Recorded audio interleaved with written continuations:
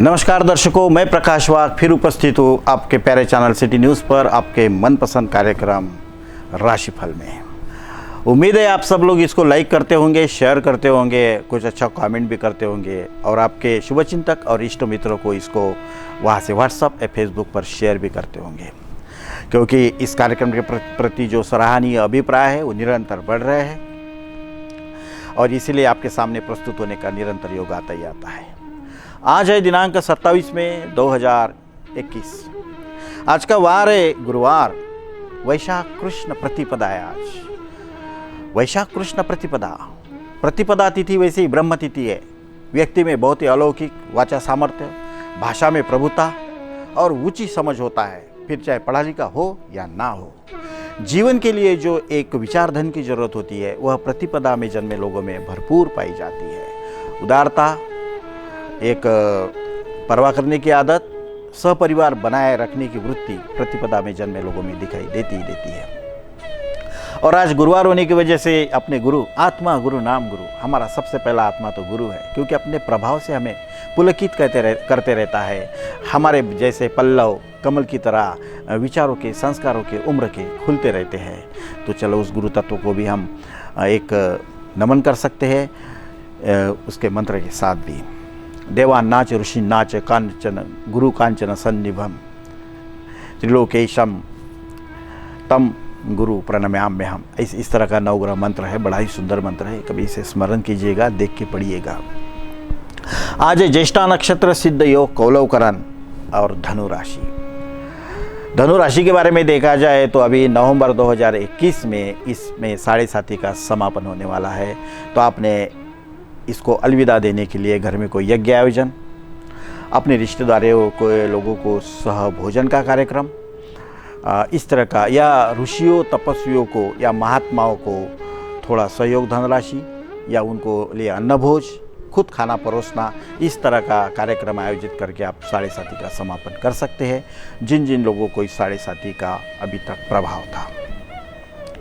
इसके बाद आज का विषय है कि संतान प्राप्ति के योग क्या होते हैं या संतान प्राप्ति के विशेष प्रायोगिक उपाय क्या होते हैं। इस प्रश्न को पूछा है इस कार्यक्रम के रेगुलर दर्शक, नागपुर निवासी, गोरबा मैदान, कापसी चौक में रहने वाले सौभाग्यवती आरती हेमंत जी ठक्कर। धर्मशील, स्वास्थ्य संपन्न, प्रसन्नचित्त, अपने परिवार के प्रति एक निष्ठावान, अपने पिता और भाई के लिए एक शक्ति सामर्थ्य, अपने स्मृति से, अपने दृष्टि से बस एक निरीक्षण करके अपने जीवन को आकार देकर अपने संसार को रमणीय बनाने वाले आरती जी, आपका इस कार्यक्रम में स्वागत है।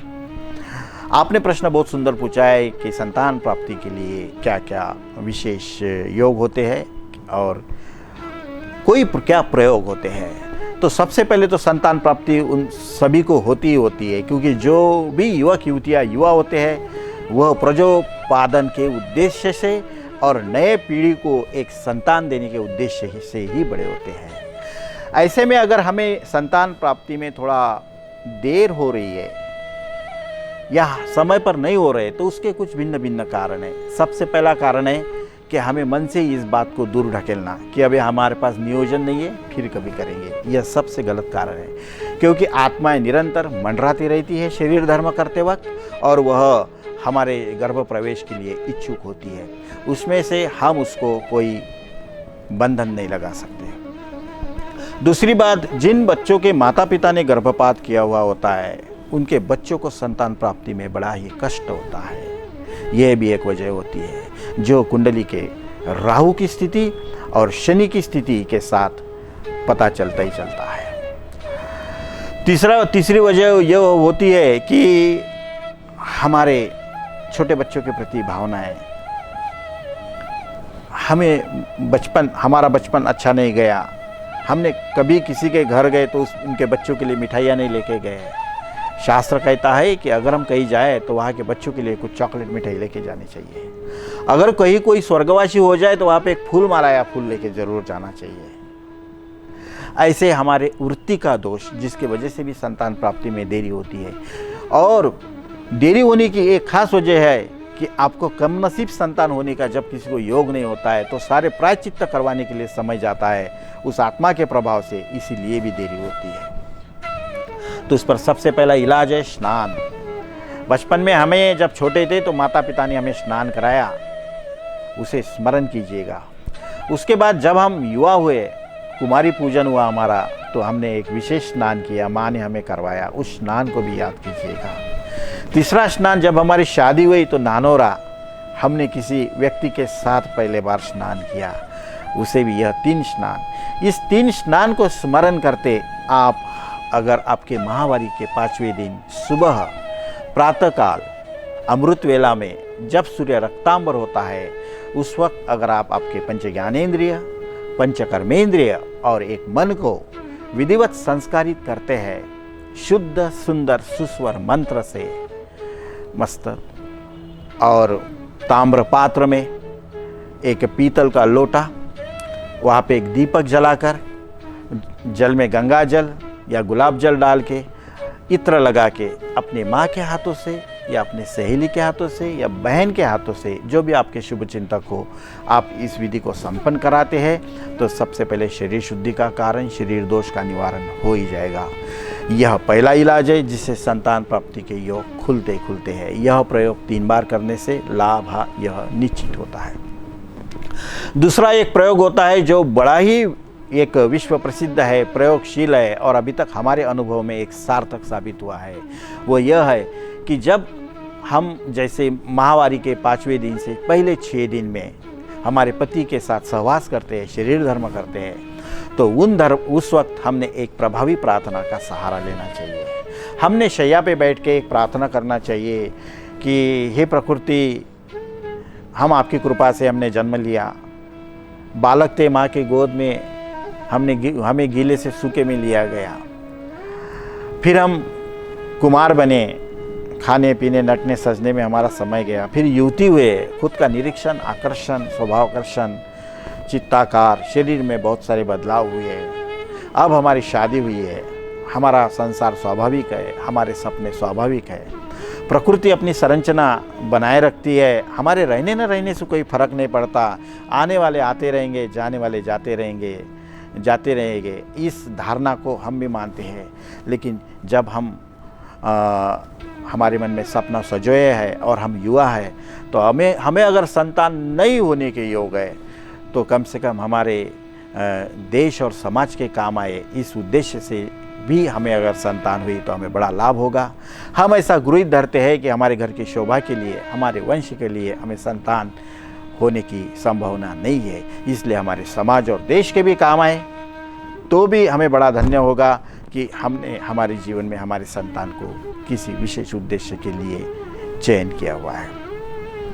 इस प्रार्थना से भी आपको 21 दिन में श्रेष्ठ लाभ प्राप्त होता ही होता है। इसके बाद एक तीसरा प्रयोग है उन महिलाओं के लिए कि जिनको यह उम्मीद समाप्त हो चुकी है कि अभी हमें संतान होने वाली है ही नहीं।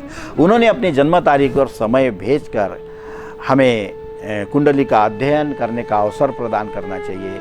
उसके बाद हम आपको हरिवंश पुराण के अनुसार संतान गोपाल मंत्र की विधि हो जाए या और कोई दिव्य प्रयोग हो जाए, वो आपको सुझाव दे सकते हैं और आपको संतान लाभ नहीं, दिव्य संतान लाभ, एक नसीबवान संतान लाभ।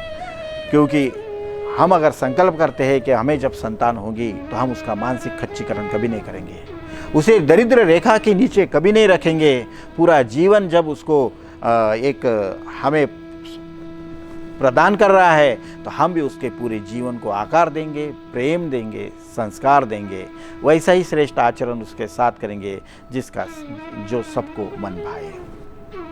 तो आरती जी आपका स्वागत, दर्शकों आपका नमस्कार। मैं प्रकाश वाघ आप सभी से लेता हूँ अलविदा। आप इस कार्यक्रम को लाइक करना, शेयर करना, कमेंट करना मत भूलिएगा। आप आपके व्हाट्सएप और फेसबुक स्टेटस पे डालकर आपके इष्ट मित्र और प्यारे शुभचिंतकों को भेज सकते हैं। यह कार्यक्रम आपको कैसा लगा यह नीचे दिए नंबर पर फ़ोन करके आप बता भी सकते हैं। और अगर आपको ऑनलाइन जानकारी लेना है, क्योंकि अभी सारी विधियाँ, सारे अनुष्ठान, सभी कर्मकांड, सभी मार्गदर्शन ऑनलाइन चल रहा है, तो आप उस पर ऑनलाइन मार्गदर्शन ले सकते हैं। हमारे पुराने अगर आप क्लाइंट्स हैं तो वो तो ले ही रहे हैं, अगर आप नए क्लाइंट्स हैं तो आपके कोई परिचित के साथ संपर्क करके उसका लाभ ले सकते हैं। सभी तरह के स्क्रिप्ट तैयार है, सभी तरह के प्रिंट्स तैयार है। आप घर में ही रह के आत्मलाभ प्राप्त कर सकते हो, अपने मनोवांछित लाभ कर सकते हो। यह सभी उपलब्धि विद्यार्थियों के लिए, सौभाग्यवतियों के लिए, व्यापारियों के लिए या और कोई जो राष्ट्र हित में कार्य करते हैं सबके लिए उपलब्ध है ही है। आप सभी के लिए हम उस ऋषियों की सेवा में बैठे हैं जिन्होंने यह कार्य हमारे तरफ सौंपा है और उन्हीं का ज्ञान आप ही को देते रहते हैं। तो दर्शकों, कल होंगे आपसे फिर मुलाकात, तब तक लेते हैं अलविदा। हरि ओम तत्सत।